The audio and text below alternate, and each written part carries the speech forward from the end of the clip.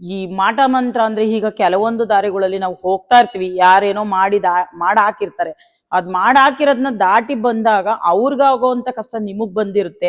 ಅವ್ರಿಗ ನಿಮ್ಗೆ ನಿಮ್ಮ ಜೀವನದಲ್ಲಿ ತುಂಬಾ ಬದಲಾವಣೆಗಳಾಗ್ತವೆ. ಈ ಕೈ ಕಾಲು ಸೌತ್ ಹೋಗೋವಂಥದ್ದು, ಈಗ ಇದ್ದಕ್ಕಿದ್ದಂಗೆ ಹೊಟ್ಟೆ ಉಬ್ರ ಬರುವಂಥದ್ದು, ಈಗ ರಾತ್ರಿ ಹೊತ್ತು ಕಣ್ಣಿಗೆ ನಿದ್ದೆ ಬರಲ್ಲ, ಮನ್ಸು ಚಂಚಲವಾಗಿರುವಂಥದ್ದು, ಈ ರೀತಿ ಆಗಿರುತ್ತೆ.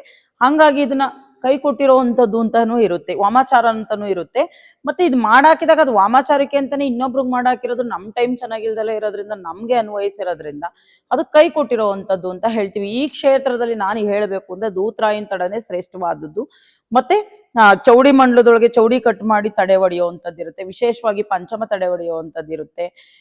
ಈಗ ನಾನಾ ತರ ತಡೆಗಳು ಇರ್ತವೆ, ಅವ್ರವ್ರಿಗೆ ಏನ್ ಸಮಸ್ಯೆ ಇರುತ್ತೋ ಆ ತರ ತಡೆ ಇರುವಂಥದ್ದು. ಇನ್ನೊಂದು ಅಮಾವಾಸ್ಯೆ ಪೌರ್ಣಮಿಯೊಳಗೆ ಸ್ವಾಮಿ ಕಾಳಭೈರವನ್ಗುನುವ ತಾಯಿ ಮಹಾಕಾಳಿಗುನುವ ಬೂದ್ಗುಂಬಳಕಾಯಿ ದೀಪ ಹಚ್ಚದಲ್ಲಿ ನಾವ್ ಏನೇ ಕೇಳ್ಕೊಂಡ್ರು ಸಕಲವೂ ಕೊಡುವಂತ ಶಕ್ತಿ ಅವಳಲ್ಲಿ. ಈ ತಾಯಿ ಅಮಾವಾಸ್ಯೆ ಪೌರ್ಣಮಿಯೊಳಗೆ ಪೂರ್ತಿ ಪವರ್ಫುಲ್ ಆಗಿರ್ತಾಳೆ. ಅಮ್ಮ ನೀವೇನ್ ಅನ್ಕೊಂಡ್ ಬರ್ತಿರೋ ಅದನ್ನ ನಡೆಸ್ಕೊಡೋವಂಥದ್ದು ಇರುತ್ತೆ. ಈ ಸಂತಾನ ಭಾಗ್ಯ ಇಲ್ದರೆ ಎಷ್ಟೋ ಜನ ಗಾಳಿ ಪೀಡೆ ಇಂಥದ್ದು ಹಿಡ್ದಿರೋ ಅಂತವ್ರು ತಾಯಿ ಮುಂದೆ ಬಂದು ಒಂದ್ ತಡೆ ಒಡಿಸಿ ಮರೆ ನೀರು ಹಾಕಿಸ್ಕೊಂಡಲ್ಲಿ ಖಂಡಿತ ಕೆಲಸ ಗೆದಿಯುವಂಥದ್ದು. ಅಮ್ಮ ಪೂರ್ತಿ ಶಕ್ತಿ ದೇವತೆ ಇವಳು. ಇವಳನ್ನ ಅಮಾವಾಸ್ಯೆ ಪೌರ್ಣಮಿಯೊಳಗೆ ಹೋಮ ಹವನ ಮಾಡಿದಾಗ ನಾವ್ ಏನು ಬೇಡ್ಕೊಂತಿರೋ ಅದು ಶೀಘ್ರವಾಗಿ ಆಗುವಂಥದ್ದು.